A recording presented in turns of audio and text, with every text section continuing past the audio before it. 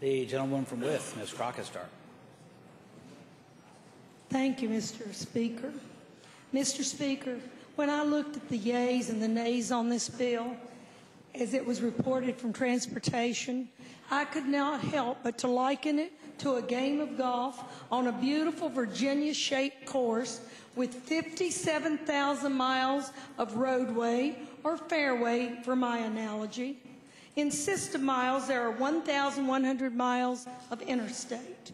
There are 8,000 miles of primary road and 48,000 miles of secondary road, most of which are in rural areas of Virginia.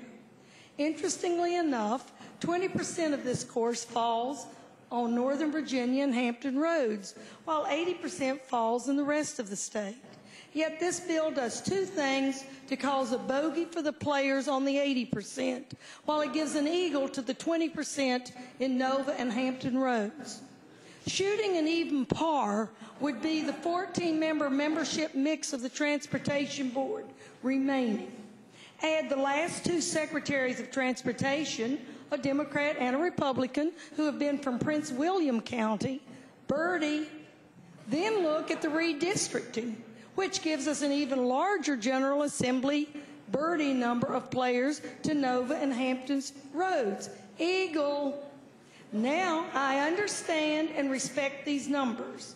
What I cannot understand is why, with such a great handicap, why we are cutting the representation in Salem and Bristol and the other districts, where we are already playing in the rough as you drive from the fairway.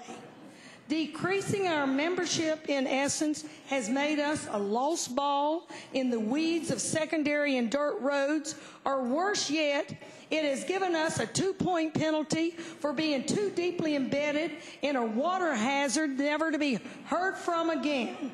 And now, Mr. Speaker, I am asking that those districts being put out of the game at least be allowed to get on the green and try to putt.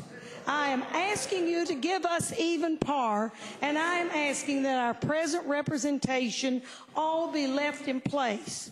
At one time, our patriots shouted, "Taxation without representation." Well, today this patriot shouts, "We share the tax load.